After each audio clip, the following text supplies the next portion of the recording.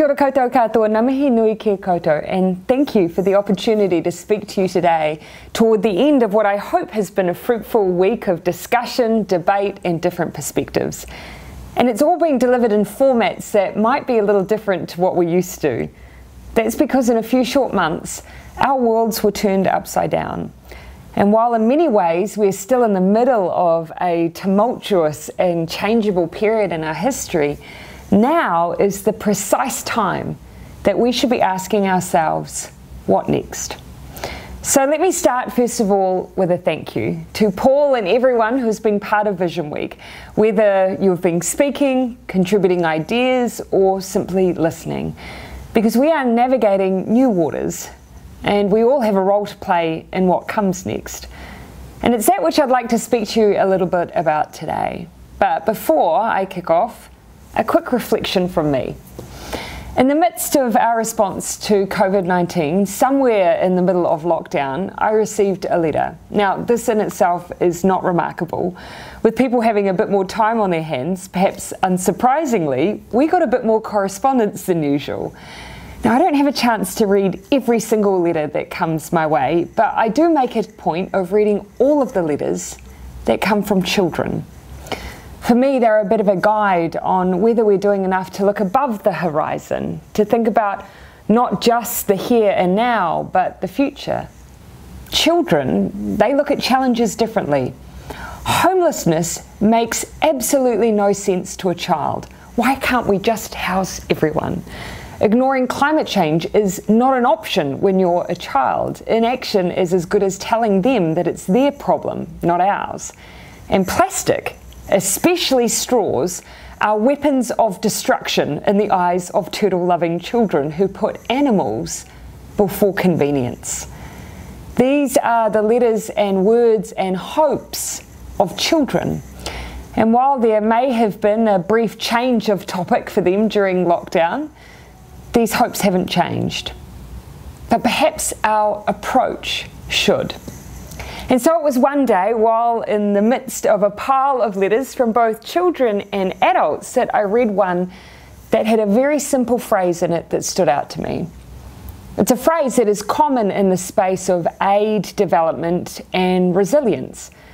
But in amongst COVID, letters from children and all the challenges we're facing, these three letters seemed perfectly timed. Build back better. There have been moments dotted through our history that have given us cause to stop and reset. Sometimes those moments have been taken, sometimes they have not. Now, I would argue that this moment is different. It's not that one part of our system has collapsed, that there's been a technological disruption that caused us to rethink our modes of operation, that we've been faced with the reality that our rapid development is unsustainable and therefore threatens development in itself. It's that all of those things are happening at once. We aren't at a fork in a road. We're at a spaghetti junction. Multiple challenges are all colliding at one point in time. But rather than careering down the road, we've had to stop. We've been forced to reset. We've been given the opportunity to reassess where we are and where we're going and to rebuild better. So as we pause at this juncture, what are our priorities? The things that determine the road that we'll choose to travel. In many ways, we determine them with our response to COVID-19 itself. We chose to protect our people in order to protect our economy. We chose to live up to who we are and what we are known for, to safeguard our future. We chose our own path. And in my mind, that same approach needs to be taken as we move forward. Now, I know that our team of 5 million will have different views on what that should look like, and we should hear those. Unified does not mean uniform. But the unity we've shown through our collective health response to COVID must continue as we rebuild together. Our team can be greater than the sum of its parts by listening and learning from one another, by embracing ideas which may come from unusual or unexpected places, ideas which may have in the past seemed fanciful or impossible, but which may now be the right solutions for the challenge we face. or ideas which may be so simple they've been staring us in the face all along unnoticed. To do this though, it's going to take a whole team effort and working together. But where do we begin? What does building back better look like? A good starting point would be to see this period as an opportunity to tackle the problems we know we already had. On the social side, despite good progress, too many children still go to school hungry. Too many still don't live in warm, dry homes. And too many are still struggling with mental health issues on their own without support. Economically, we know we need to do more to raise productivity, diversify our economy, keep shifting from volume to value, and seize the opportunities that will arise as we come out from the shadow of COVID-19 safer and stronger than many of our international competitors. In September 2018, I set out our government's long-term priorities for the future, which would guide us beyond the day-to-day and the month-to-month. Priorities which would go beyond a single 3-year political term and instead look to 10, 20, even 30 years ahead. I refer back to that plan often. Every decision we make as a government fits within one of the 3 umbrella areas. Building an economy which is growing and working for all of us, and that includes ensuring it is clean, green and carbon neutral. Improving the well-being of New Zealanders and their families, and making New Zealand proud. Whether that's the work we do to tell our own story and history, or the work we do on the world stage. And in the aftermath of COVID-19, in the midst of our rebuild effort, these 3 priorities remain as important as ever. They are the destination we're seeking to reach as we navigate the spaghetti junction of this moment in time.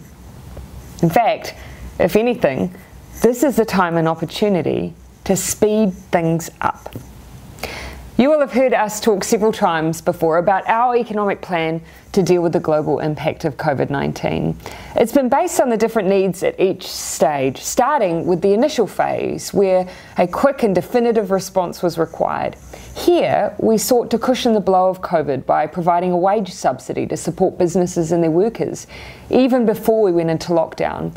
It's also included tax changes to assist with cash flow and increased financial support to those on the lowest incomes.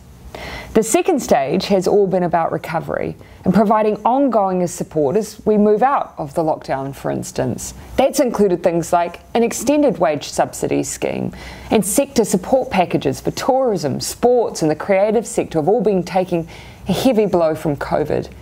But that brings me to that next stage of our plan, the rebuild.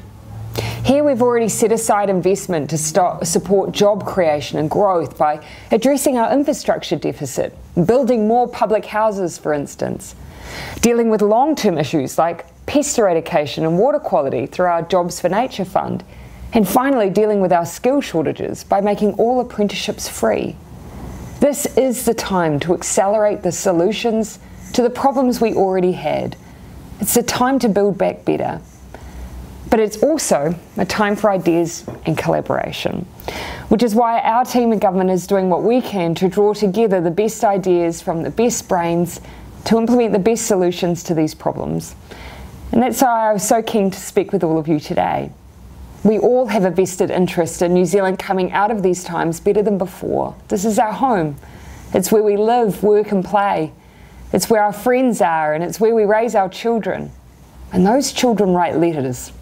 So I'm going to ask something of you now, but I don't want it to be all give and take and no give. So after my request, I'm going to offer something back. My request to all of you who have taken part over this last week is to please don't let this be the beginning and the end of your contribution. Keep doing what you're doing. Don't stop coming up with ideas. Don't stop providing your perspective and drawing on your experiences. Keep telling us what you think we should be doing and let us know when we're getting decisions right and when we're getting them wrong, whether directly through government mechanisms, whether it's through the media, whether it's through initiatives like Visionweek or even by social media. Please be a part of the conversation. And my promise in return is this, that we're listening, that we will continue to do so and that we will take action on the basis of what we hear. Earlier this week, I know you discussed the fact that no one has all the answers, that building back better is going to take a whole team effort, and I agree. It took our team of 5 billion to beat this virus, and it will keep taking our team of 5 million to beat the virus. It will take that same team effort to rebuild from its effects. Which is why next week I'll be announcing a more formal process for us to pick up what you have been doing as part of Visionweek, to keep drawing together our shared experience and insight and enable us to build back New Zealand even better. I'm immensely proud of how we've collectively come together over the last few months with common cause. And while I know we have a long, tough road ahead of us, I know what we are capable of achieving together in the future. I thank you once again for inviting me to speak today. Please keep up the conversation, and if you ever feel compelled, please, by all means, write to me too. It could make all the difference. Nō reira, tēnā koutou, tēnā koutou, tēnā tātou katoa.